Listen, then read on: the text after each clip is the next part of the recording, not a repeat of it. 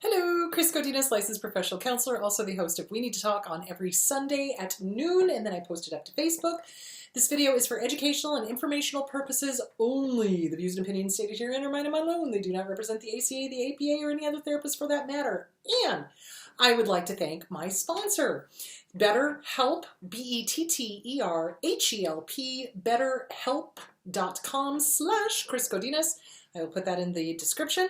They're an online counseling company. They're amazing. They're international. So anywhere in the world, if you can get onto the internet, you can get to betterhelp.com/Chris Godinez. So all you're going to do is fill out a few questions. They'll hook you up with a counselor here in the States, and you'll be able to get counseling. Because I know a lot of people in the UK were saying, oh my gosh, there's a waiting list. Oh my gosh, I don't like the counselors I'm seeing. I want somebody different. So go to betterhelp.com/Chris Godinez, and they will hook you up with a counselor here. And they're great for people here because they're an online counseling company. If you're in a state and you don't like the counselor that's in your town and you don't want to drive forever, they'll hook you up with a master's level or PhD level in your state licensed, and you can start counseling immediately with them. So, and what's great is if you don't like your counselor, you just go back on, excuse me, fill out a few questions, and they'll put you with somebody else. So simple, easy peasy, and I've been getting really good feedback from people using them. They're like, oh my gosh, love my counselor. This is great. Thanks for the suggestions. So betterhelp.com/Chris Godinez. All right, so there is that. Let's dive into some of the questions. Oh my gosh, am I going to need my glasses for this? Oh, I might. Hang on. Good heavens. Woo. Not much better. Okay, how do you deal with intuition and trusting your gut? But I've been told in the past that it's all in my head and or you think too much. I know I second guess my intuition at times. Excuse me. So second guessing ourselves is what the abuser wants. Second guessing ourselves is absolutely something that abusers do, because remember, they don't want us thinking for ourselves. They don't want us having emotion. That's why they also say, oh, you're too sensitive. Okay, well, there's no such thing as too sensitive. No one gets to tell you what your emotions are. You're having your emotion. Same thing with your intuition. No one gets to second guess that for you. But they've trained us to second guess ourselves. It's really no bueno. So in order to start working on your intuition, first of all, you're going to want to get with a really good therapist, a trauma therapist that understands narcissistic abuse, gaslighting, brainwashing, making us believe things that are not true, et cetera, et cetera, et cetera, and how to undo that, okay? So there is that. And the other thing you're going to want to do is you're going to want to start small with things you already know the answer to. So when you're first listening to your gut, okay, you've got to give it things to play with it, to teach it, right, to see how you react with things that you already know the answer to. So for me, I don't like peanut butter. I just don't. It's the texture. It's the texture. I don't like the texture.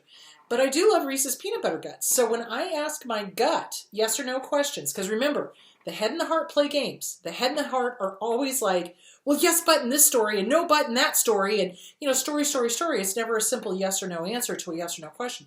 The gut is a simple yes or no answer to a yes or no question. So when you're asking your gut and you're trying to figure out your intuition, you start with things you already know the answer to. So for me, it was, okay, gut, do I like peanut butter? Ugh, no, and I could feel it. It was like this, oh, God, no. No story, just no, And then, okay, gut, do I like Reese's peanut butter cups? Yes. No story, just yes. So you're listening for the yes or no answer, not story. If story starts happening, yes, no, this, that, this story, that's your head or that's your heart. That is not your gut. Your gut is a simple yes or no answer to a yes or no question. So you start playing with things you already know the answer to. And then you build off of that. Once you recognize what your yes answers feel like and what your no answers feel like, then you can start moving out into things you're not sure of. And really pay attention to how your body responds when you ask that question, how your gut responds when you ask that question. So for me, and I had this discussion with a client earlier this week, she was asking me, she was like, well, when you ask your gut, is it a real strong answer? And now it is. Yeah, absolutely. Because let me just throw that on the table and Mike picks up everything. Is it a really strong answer? Yes, it is, because I've been practicing for years with it. So when my gut speaks to me, it is literally yelling at me. It's like, hey, pay attention. Hey, this is not right. Or, hey, you need to do this. Or, it's a real strong intuition. And that's what you've got to start working on. The problem of it is that abusers don't want us to have intuition. They don't want us to have emotions. So they start gaslighting the intuition and the emotions out of us so that we don't question them. They don't like when we have intuition. They don't like when we have emotions. So it's really important. Practice your emotions. Get an emotion chart.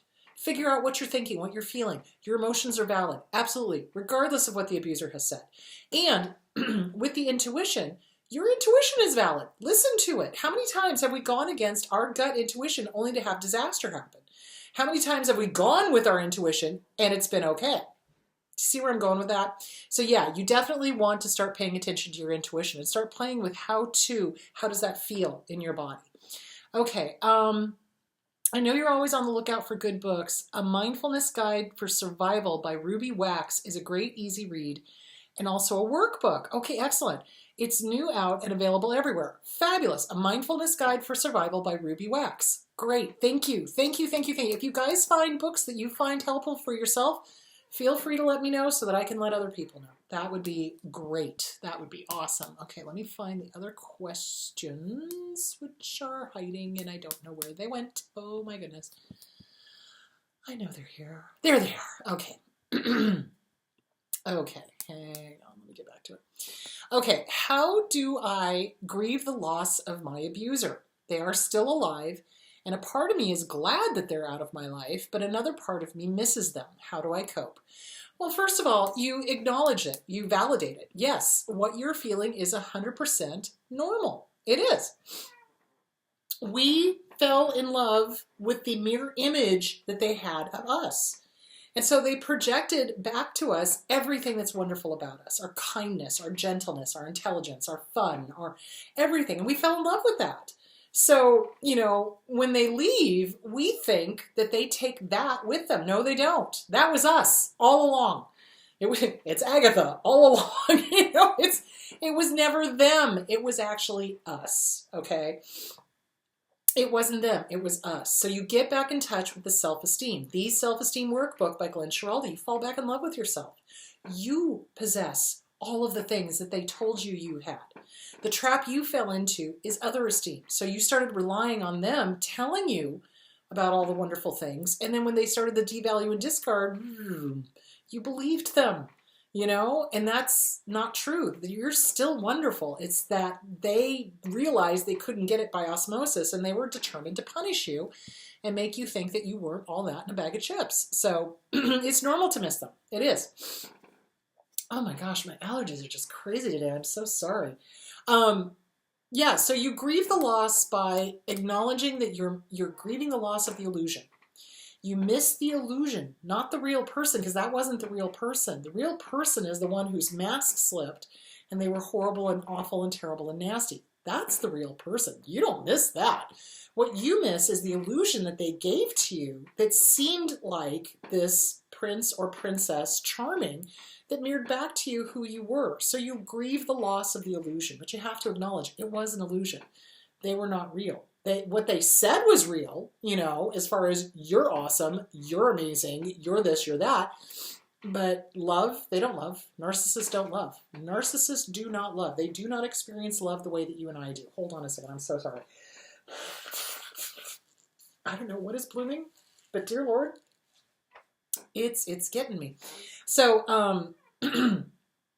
so it's the loss of the illusion. It's the loss of the illusion. So you grieve that. You just acknowledge that. You write and burn letters. You allow yourself to feel. And you also, though, write out the bad. So you do the good, the love bombing, all of the beautiful things they told you, all the future faking, all of the, the things that you wished were true. The good, the bad, that's not really good, but that's kind of what you fell in love with. The good, the bad, the ugly when they started the devalue and the discard, the horrific when they, completely punted you out of their life. And then at the very, very end, you kick them out. You were an illusion. You were not real. The real you is the awful you that I'm writing about at the end of this. You don't get to live in my head rent-free one more second. And then you say goodbye. This is goodbye. This is goodbye. You don't get to live in my head one more second. Goodbye. Adios. Wish you well. See you later. Hit the road. You know, whatever you need to say. And then you trot it out to the barbecue, you read it out loud once, and you burn it, and you let it go. And when they pop up in your head again, and they're going to, you're going to have to be like, yep, and illusion, I don't need to think about this person anymore. They are not my problem. Thank you. Bye-bye. Not doing it. Thank you. And then you remind yourself of what they did to you. So that's the danger is that survivors of abuse get stuck in the good stuff. Oh, but they were so romantic, and they did this, and they did that, and they bought me this, and they bought me that, and we went all these wonderful romantic places, and they said all these wonderful romantic things, and then we conveniently start forgetting, abuse amnesia, all of the horrible things that occurred after the love bombing. So it's really important. Remind yourself, keep a list of what they did, so that when you start taking that trip down memory lane, and it's the primrose path, you're able to go, wait a minute, okay, yes, I wish that I could have that romance. I wish that I could have that affirmations or whatever from another person, but I need to do it for me. I need to romance myself. I need to affirm myself. It needs to come from within. It needs to come from with me. So thank you, illusion. I don't need you anymore. So that's what you got to do. But you acknowledge that you are grieving. You absolutely are grieving. It is a loss. It is a grief. It's a really hard one because they present as this perfect person and then suddenly they're not, and they start projecting onto us, devaluing us, you know, telling us that we're terrible, awful, horrible, you know, all the opposites of what they said in the love bombing phase. So it is a grieving process, absolutely. You miss the illusion. So don't mistake that when, not if, when they hoover you, that somehow they're going to be better. And they'll tell you that, oh, baby, I've changed. It'll be different this time. Let's get together. Let's, you know, whatever. But then it turns out, no, they're still doing the same old thing. And the love bombing gets shorter and shorter, and the abuse cycle gets longer and longer. So be very aware of that. Remind yourself of who they really are. Because they were, and believe them the first time, they were telling you the truth. Oftentimes they'll drop hints. It's the craziest things. Oh, I feel sorry for my family and friends. Why? Oh, because I'll end up hurting them. And of course, every single empath goes, no, that's not true. You're a great person, blah, blah. Well, no, then they end up hurting all their family and friends because they're telling you basically what they're going to do. Narcissists do that. I don't know why, but they do. Okay. How do I deal with flying monkeys that demand I get back in touch with my family after I've gone no contact? So flying monkeys are one of two varieties. They are either just ignorant. They don't understand abuse. They cannot wrap their heads around it. Or they are minor narcissists themselves and they are doing the bidding of their master. Do you see where I'm going with that? So they are attracted to the grand narcissist and they want a part of that power. So they do things at the narcissist's bidding. So they're the flying monkeys from Wizard of Oz. Dun, dun, dun, dun, dun, you know, that whole thing. So they're either ignorant, they just don't understand, and they're under the delusion that all families are happy families that should be talking. Well, it would be nice, but here's the reality. Not all families are happy, not all families are healthy, not all families are functional. A lot of families are extremely dysfunctional, and the only way to survive is to go no contact. Now, what a lot of the religious nuts will do is they will say, oh, well, but, you know, honor thy mother and father. Okay, yes. However, and one of the times that that's mentioned in the Bible, the very next line is, parents, do not bring your children to anger. So you are under no obligation to have a relationship with a toxic parent or two that is doing nothing but causing harm and hurting you and harming you, etc., etc., etc. If you were not related to these people, would you have anything to do with them? And if the answer is no, you act accordingly. Now, with a flying monkey, what you can do is you can tell them, this is my choice. This is what I am doing. I am no contact. That is not going to change. And I am putting you on notice that this topic is no longer a topic for discussion. And if it comes back again, you too will be no contact. Point blank. You freaking tell them. Now, a healthy, normal person is going to go, oh gosh, I'm sorry, my bad. I won't bring it up again. I'm sorry, I didn't understand. Okay, a healthy, normal person would do that. A minor narcissist is going to argue with you on it and want to know why. Why are you no contact? But why? But why? But what? None of your damn business. It is what it is. Either respect that or get out. It's that simple. You have the right to say no. And you have the right to say no to flying monkeys. No, I'm not getting back into contact with them. And this topic is off topic. This is not a topic for conversation. We're not doing this again. And if you bring it up again, I'm going to be not so polite in telling you, get out. Simple as that. No is no. So that's how you deal with those kind of flying monkeys. You try educating them, and if they still don't get it after you've educated them, then you're dealing with a minor narcissist yourself that is doing the major narcissist's bidding. So, okay, is it possible to have BPD and not have a fear of abandonment? But I push people away as soon as they get close to me. So I hate to break this to you, but avoiding intimacy is also a part of borderline personality disorder. Borderline personality disorder is based in trauma. Okay, kids don't just pop out of the womb going, I know, I'd like to have all these really maladaptive behaviors to keep people at arm's length. No, it's because of trauma. It's because of trauma. And so the kids get this maladaptive way of avoiding abandonment or pushing people away or whatever. So that is a part of borderline personality disorder, is avoidance. So you want to get with a really good DBT, dialectic behavioral therapist, DBT, and work on those maladaptive behaviors, work on those behaviors of pushing people away. So it's a way to avoid intimacy, because what happens is when somebody starts getting too close, that gets scary because now there's the possibility of abandonment. So, okay, I'm going to preemptively abandon you before you get the chance to abandon me. Boom, push them away. So that way you're still in power and you're still in control. Very maladaptive, not healthy. Get with a good DBT therapist, dialectic behavioral therapy. Start working on that. Start working on self-esteem. Start working on boundaries. Start working on your own self-worth so that no matter who comes or who goes out of your life, you're going to be okay no matter what. Self-Esteem Workbook by Glenn Schiraldi. Strongly recommended. Get a DBT workbook. That's a great one. Get with a good DBT trauma therapist. Work on that. Work on why you're avoiding it. Why are you pushing people away as soon as they get close to you? And yes, that is a form of, that can be a form of borderline personality disorder because you're trying to avoid being abandoned. Okay. How do you convince people to go get help when they are afraid of the stigma of seeing a counselor? So in our country, mental health has been shunted to the side, back burner, whatever, and somehow it's gotten this very mistaken idea that people who are mentally ill are somehow weak, or that it's, of their choosing or whatever. Now, some mental illnesses such as narcissism, is it of their choosing? In part, but they are missing the empathy cog. There is something physically, like they're missing something wrong with them, and meds are not going to fix it. There's no med on the face of the planet that's going to make a narcissist not be a narcissist.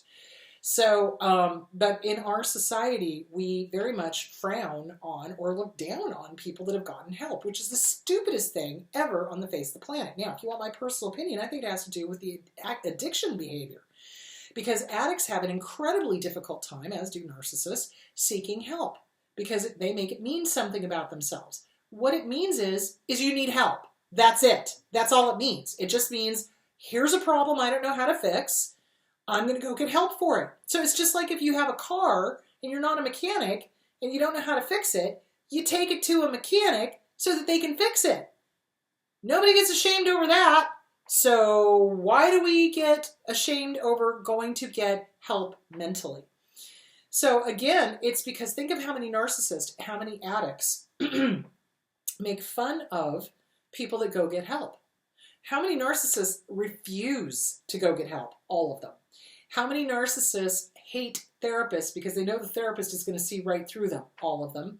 How many, so they're going to discourage anybody. My dad did. My dad was like, only weak people go get help. And I'm like, no, only strong people know when to ask for help and get the help, because then they change and they grow and they become better people. The people who don't ask for help stagnate, harm people, and never grow or change.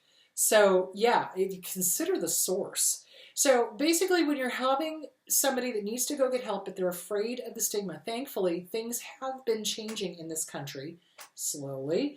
So you just remind them, strong people ask for help. Strong people do. Smart people ask for help. Smart people don't sit there and try to reinvent the wheel. Smart people go, here's a problem. I don't know how to fix it. I need to go to somebody who's an expert. Okay, let me go to them. Let me get the tools I need to fix it. Great, I've got the tools. Now I can help myself. Awesome, I am off on my own. There we go. So you just remind them. It's like healthy, normal people do ask for help. Unhealthy, dysfunctional people who don't want to see the truth don't. And they shame others who do ask for help because they don't want anybody getting help. Because again, narcissists want to control and manipulate, and they cannot control and manipulate people who are getting help. So there's that. All right, let's see what the next question is. How are we doing on time? Ooh, 10 more minutes. Okay. I got away from my family and finally ended an abusive romantic relationship. Good for you. I feel like I lost who I am. How do I find myself again, and how do I make healthy friends? Okay, so when we get out of an abusive relationship, whether that's a romantic relationship, a family of origin, siblings, bosses, coworkers, whatever, we do feel like we've lost ourselves. And in part, we kind of have, because we start kind of avoiding the things that we used to like to do because it reminds us of our abuser and we don't want to think about them. So basically what you kind of have to do is the thought stopping. Again, you know, it's like when the abuser pops up, you just go, no, thank you. You're not my problem. Bye-bye. I get to enjoy this. I get to have fun. I get to enjoy humor. I get to, you know, whatever it is you used to do with your abuser. You know, it's like, no, I'm going to own this again. This is mine. Because remember, abusers take over things that we enjoy. They take over hobbies. They take over friends. They take over everything because they have to be the center of attention. And they have to be better at whatever your hobby is than you are. So, for example, let's say you like to paint. Well, suddenly they'll become the painter. And by the end of the relationship and you're out of it, you're like, ugh, I never want to paint again. Even though that's your love.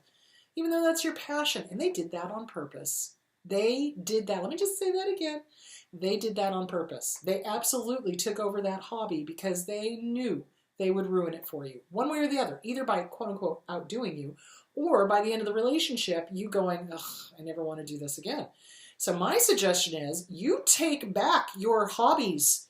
You go do the things that you always loved to do. You go do the things that the abuser tried to compete with you on. Absolutely. You go do those things. So that's partly how you go find yourself. You go back to the things that you used to like to do before the abuser ever came into your life. And yes, it can be triggering, but it can also be very freeing because as you work through those triggers, you can be like, no, you don't get to take over my painting. No, you don't get to take over my singing. No, you don't get to take over my artistry. No, you don't. Do you see where I'm going with that? So you want to work on that. How do you make healthy friends? Well, you first of all work on yourself. You work on your self-esteem. People with good self-esteem do not put up with toxic people in any way, shape, or form, and they trust their gut.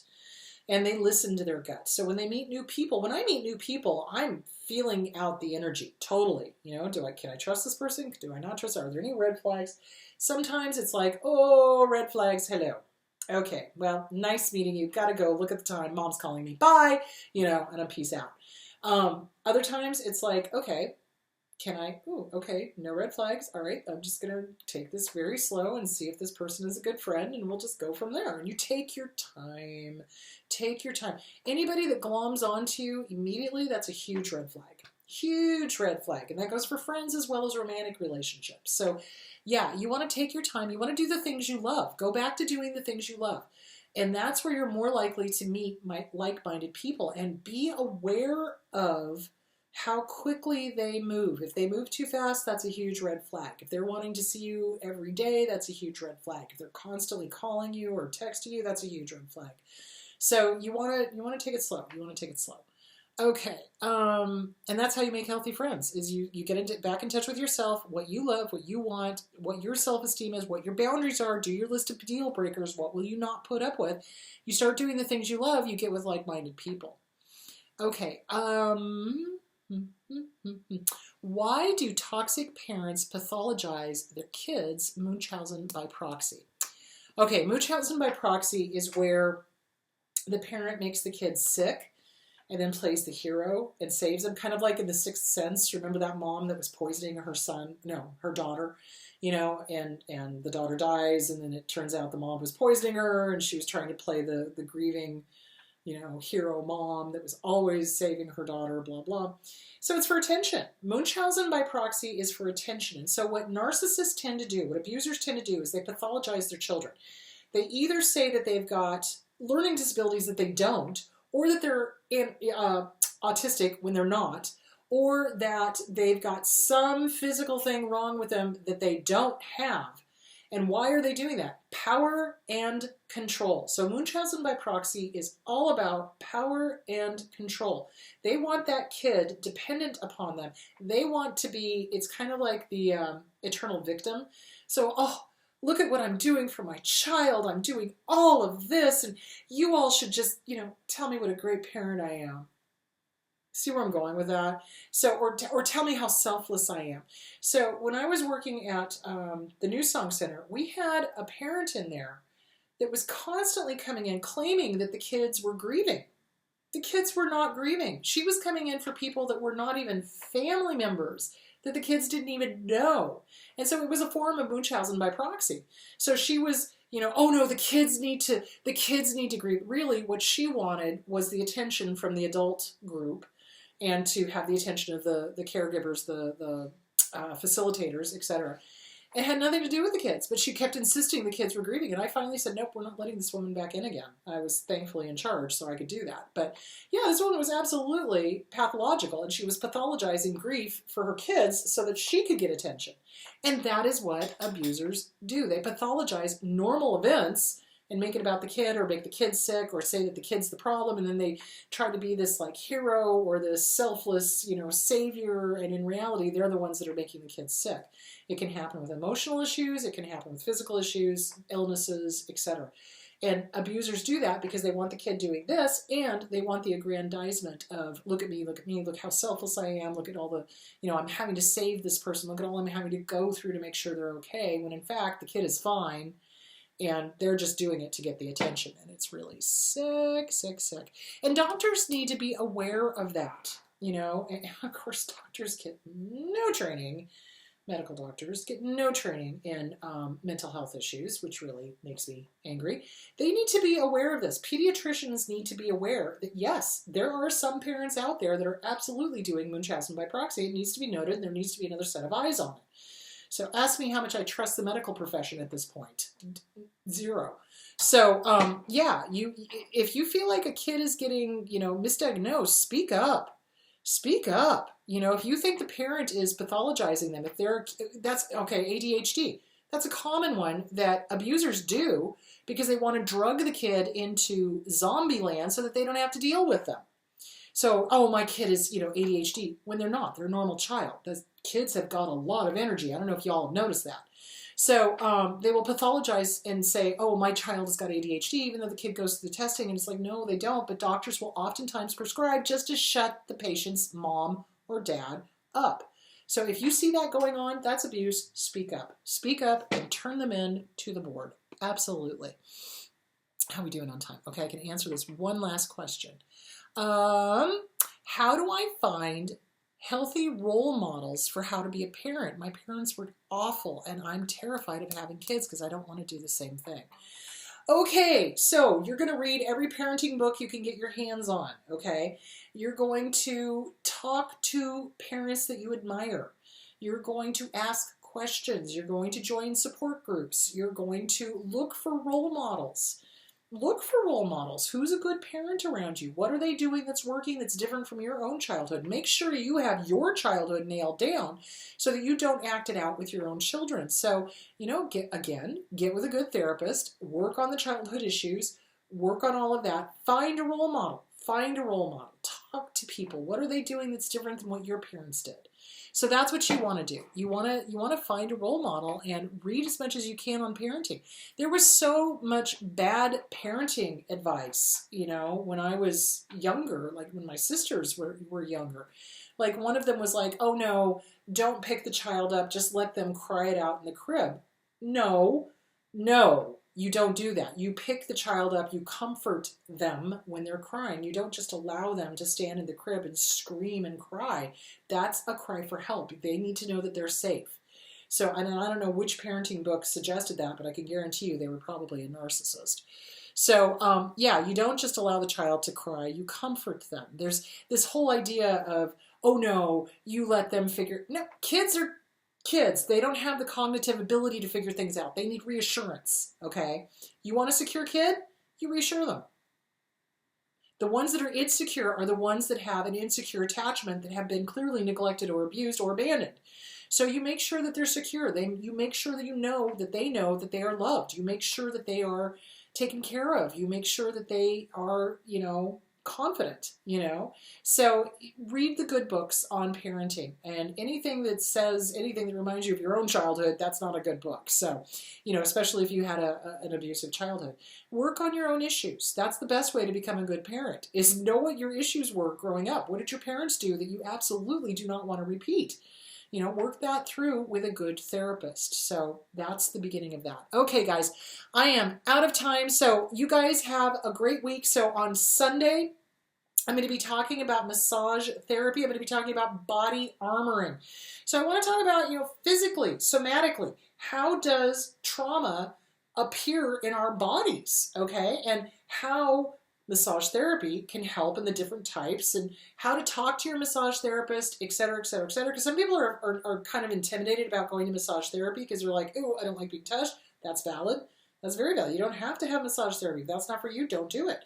But if you're interested in looking into massage therapy, Diane's going to be here. Diane Brown is going to talk about the different types of massage therapy, the different ways to approach it, how to work with flexibility issues, because we tend to body armor, meaning the muscles get really tight and we get very rigid physically. So we're going to talk about all of that, how to help that, what you can do to help yourself, et cetera, et cetera, et cetera. So there is that. You guys have a great week, and let me find my cursor. There it is. And I will talk to you on Sunday. Bye.